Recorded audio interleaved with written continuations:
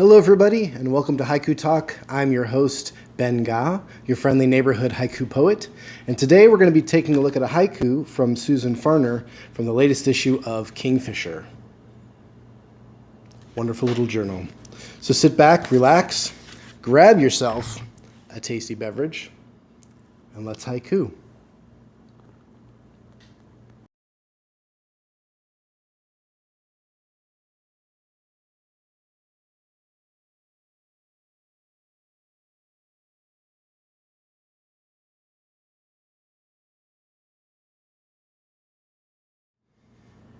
Welcome back to Haiku Talk.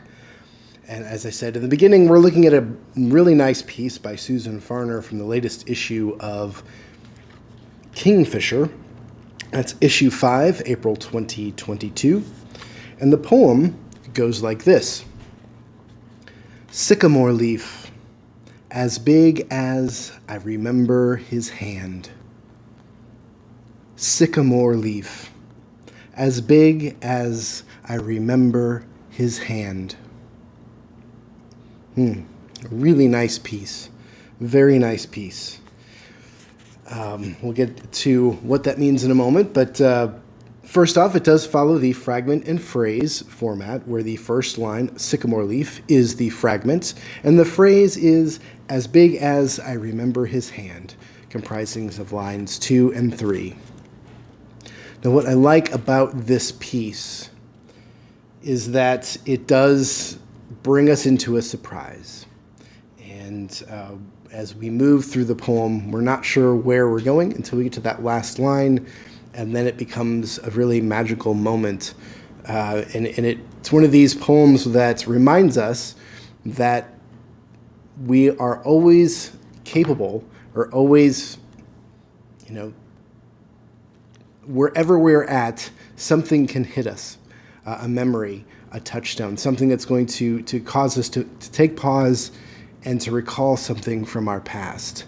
And this poem is not only a great way of showing that beat of recognition and showing how something so simple, something unexpected, can pull you into a memory of somebody from long ago. But it's also that sort of sense of surprise as you build towards that third line, towards the aha moment. But it's also just a reminder of how haiku and senryu are about the reader and not about the poet. The poet here, Susan, has given us a wonderful moment to step into and given us a nice framework for us to enter into and build this out with our own story. There's very little detail about what the relationship is between the I of the poem that's bringing up the sycamore leaf and his hand from a long time ago, or sometime in the past. We won't necessarily say a long time ago, but just sometime in the past. And it allows us to bring ourselves into that moment and to recognize within ourselves who we might have that sort of relationship with in our own past. And I would guarantee you that everybody that encounters this poem is going to come up with something very personal. And if you feel so inclined, please put it in a comment, and let's see where this takes you. As the moment now, I'm going to go on ahead and we're going to go through this line by line and break down how this poem works. So the first line of the poem is sycamore leaf. Sycamore leaf. Now, it's a great line. It's very concrete. It's very specific. It points you into something very, very visual and very upfront.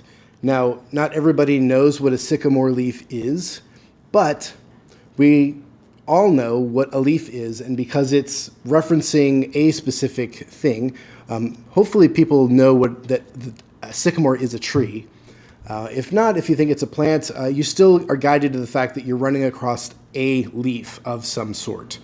And for me, I know what a sycamore leaf looks like, and so I have that visual. But if you don't, you still have this idea that you're looking at a single leaf of some sort of plant or tree. And so you go somewhere specific. Whatever it is, it's right in front of you. You're looking at that sycamore leaf. And Great first line. Pinpoint, a point of focus. The second line, as big as, which is just 3 words, and it's just a transitionary line, but it gives you the one little bit of information that this leaf is big, or we're focusing on the size of the leaf. We don't know what that size relationship is, but this is the thing that sets up that aha moment in the third line, and it's the thing that kind of connects us and pulls us forward to want to read to that third line. So we have sycamore leaf, as big as, and then we get to the third line, which is the aha moment. I remember his hand. I remember his hand. Now, if you just take that line as its own line, not attached to any part of the poem, I remember his hand is it is a great image in and of itself. I mean, that could be a beginning line of another poem. That could be, a place that it does take you somewhere very specific. It gives you a direct relationship between the I of the poem and this other person, this his.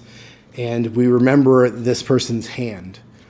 And we all have memories of certain people whose hands are memorable in our lives, be they the hands of a parent, be they or some sort of family member for comfort, consoling, for raising you up.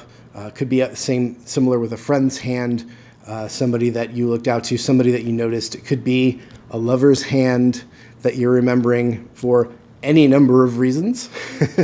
It could be a negative memory as well when you just think about remembering somebody's hand.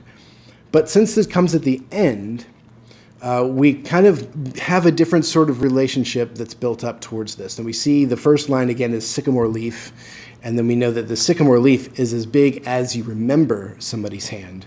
And the thing about this being a leaf that falls down, and you think about that is in reference to the size of a hand. We are talking about a hand and not like a clenched fist.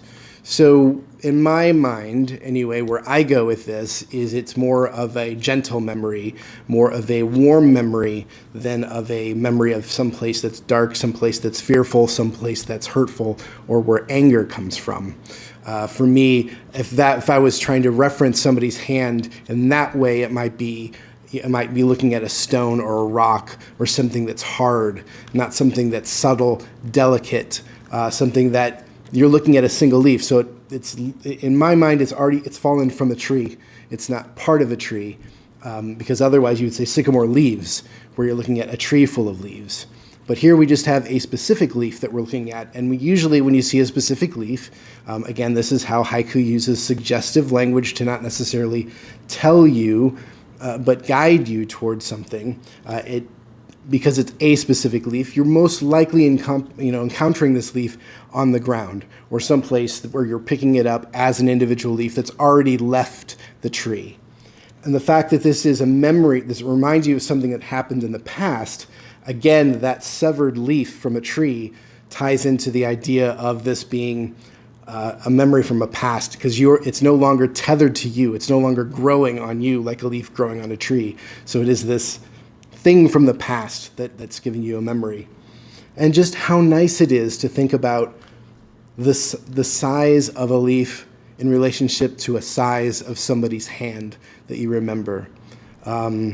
It's just a really lovely, lovely poem. And when I think of people's past, I think of both of my grandfather's hands. One was an engineer who liked to work on machines and tools. Another one liked to do a lot of woodworking and gardening. And they had two very different types of hands. My grandfather on my dad's side definitely was more of an outdoor nature type person. So he would be more apt to show me a sycamore leaf, point out to me what trees are. And so I'm more lean towards thinking about my grandfather and his hand, and thinking about walking with him in the woods and have him showing me things, and, just really great memories as a kid of that. And so this is a very warm memory for me. And I can imagine any number of people having different memories. I guess another memory, it just doesn't necessarily have to be a his hand. I mean, it says his hand in here, but that doesn't necessarily mean that that's where you go with this, because it's suggestive. You can look past his and it could be a her hand. I think of my great-grandma. And when I was growing up, I was lucky enough to have two great-grandmothers alive for most of my childhood, which was pretty cool. And one of them, she shook a lot, and so you never saw her hand still. You always, would see it shaking. And it shook when my mom was little. I mean, it shook most of her life. But thinking about my great-grandma's hand and how it trembled, also would be like trembling kind of like a leaf. And so, this poem is really one of these poems. Again, I love reading these things. I read through these a couple times before they go back on the bookshelf, and I make a mark next to the poems that I like each time I read through the book. And this is one that I paused on. I've been through it twice now, each and every time, and paused longer than I had on some of the other poems. Again, it's not to say that other poems in this book or this issue aren't fantastic. There are many wonderful poems here. Many poems that run the gamut of emotions, of deep and dark and light and fluffy and funny. This one just, it called to me. And so that's why I'm sharing it with you. And this is how it works. And this is also another example of a poem, a way you can speak about the past in the present moment. Because remember, haiku and senryu are poems that unfold in the present tense. They are things that happen in the now, in the eternal now. So every time you read a poem, or if you're writing one of these poems, make sure that the moment that's being captured, the moment that unfolds in real time in the present tense.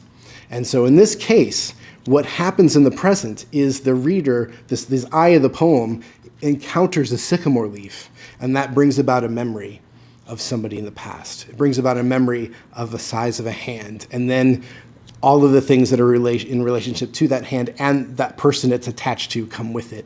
And so from this little poem, 1, 2, 3, 4, 5, 6, 7, 8, 9 words, we've got tons of memories, tons of stories, tons of narratives that reach into your personal life that you get to revisit. It's a wonderful gift. Everything, all of these poems are wonderful gifts because that's what they do. They put you in a moment, and they either can show you something new or take you to some place that you've been to in your own life, and you get to relive it and re-experience it, maybe recontextualize it in a way that you hadn't thought before. Or maybe it's something that you haven't experienced yet, and the next day you go out tomorrow and you go for a walk, and oh my gosh, you notice a giant sycamore leaf, or oh, you notice oak leaves, and they remind you of things, and you have this poem in your head, and it's going to enrich your engagement in the world. So yeah, poetry, it's great. Haiku, it's great. Of course, that you're watching this channel, and if you've made it this far, you're definitely I'm reaching to the choir here, and thank you. Thank you for tuning in. That about does it for today. Again, yes, thank you for tuning in. Don't forget to like this by clicking the thumbs up if you like this content. Subscribe to the channel. It does help. And ring that bell, state notifications whenever new episodes are around.